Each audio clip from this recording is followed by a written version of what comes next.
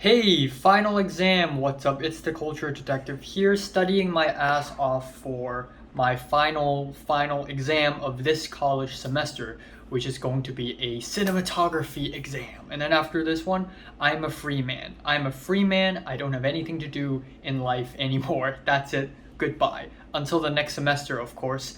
But because I'm already done with chemistry and Spanish, and I feel a little bit more free, I decided to finish my Dress Up Darling, or in Japanese, Sono Biskudoru wa Koi wo Suru, written by Fukada Shinichi as a manga, and it is adapted into an anime by Cloverworks Studio.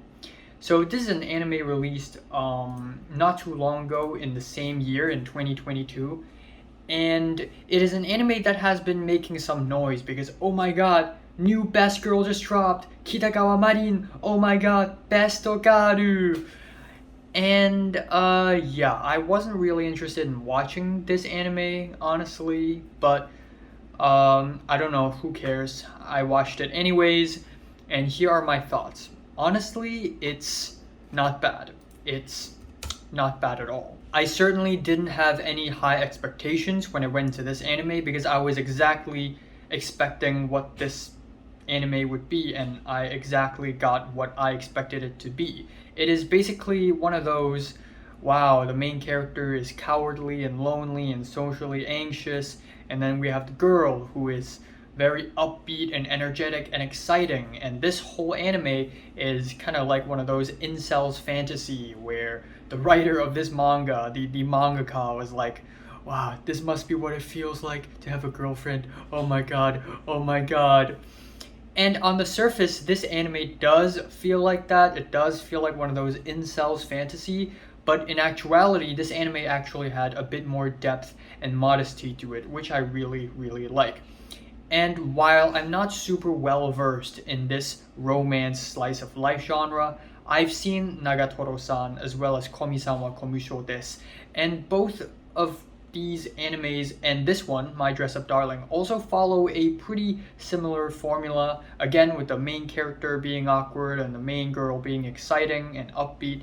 Aside from Komi-san, of course, she's a bit of an outlier, but usually genres like this are kind of like this generally. Also, Uzaki-chan, I haven't seen it, but it probably follows a similar pattern.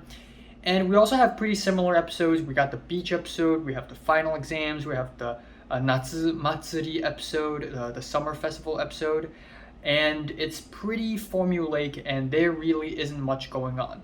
And I'm also not a gigantic fan of slice of life because nothing really happens. Sometimes it works because sometimes it's kind of funny, but sometimes it's just not really all that great or engaging. But I do think My Dress Up Darling right here put a lot more attention on the characters' inner thoughts than I'd expected, making this a little bit more enjoyable. Even though the characters in My Dress Up Darling aren't super deep or anything, they're quite simple, but the story here still manages to convey these characters in a really nice human way. Characters like Marin, Juju, and Shinju, who are not main characters, also have their own struggles. The main character isn't the only one struggling. Oh my god, they're actually three-dimensional personality traits. What's going on? What's up? Now, I have a few episodes that I particularly enjoyed. My favorite episode is episode 4, when our main character Gojo had to make a costume for Marin, the girl here, the girl in question, and all at the same time his grandpa got sick, all at the same time he had to study for the final exams or midterms, and at the same time he had guests coming to visit his human ningyo shop. And it really piles on top of one another, making him really stressed out. And I totally did not expect the story to go to this direction at all. And I ended up really enjoying this episode. In fact, this episode doesn't even feel like slice of life to me. It feels like a genuine drama episode. You really see and feel what the characters are seeing and feeling. It's really good. And then in the following episode, on episode 5, we have Gojo and Marin attending a cosplay event, and it is a really nice and endearing episode. Of course, we have a lot of interesting moments as well as fan service moments in this cosplay event, but I feel like this is also a very important event because throughout this event, Gojo started to realize his own impact and what he has done. And it's beautiful.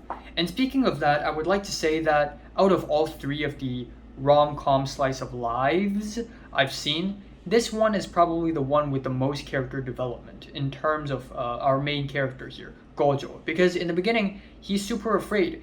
Even when a girl barely touches him, he's like, oh my god, a girl barely touched me, oh my god. But at the very end, in the last episode, he was literally carrying a girl on his shoulders, and he's not awkward or anything. That is the most dramatic jump in character I've seen in a genre like this. And I think it's fine. I like that there's development. I would love it more if the story takes a little bit more time, but honestly, I like it. I also really like episode 9 when it is revealed that Shinju, Juju's younger sister, also wanted to cosplay and was kind of jealous of Juju.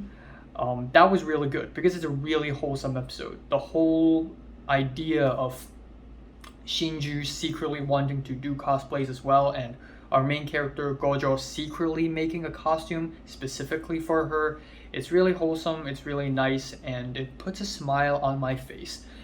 And that's pretty much it for this anime. I still don't think this is super great of an anime. I'm gonna be honest here. A lot of the episodes are kind of alright, decent at best. Episode 2 is an entire episode, 23 minutes of Marin and Gojo at Gojo's bedroom, and Gojo's just taking measurements, and that's the whole friggin' episode, and it's kind of boring. But aside from that, it's still a really wholesome and genuinely endearing anime, and I kind of like it. The OP and the ED are just okay, they're kind of mediocre, and I guess my final takeaway from this anime is actually that dating is also really complicated. I'm gonna do a bit of confession here, and a lot of you probably already know this, but I haven't dated at all in my life. And I guess I'm already past the point where I'm insecure about it. I mean, I'm a little salty about it, but not that insecure about it.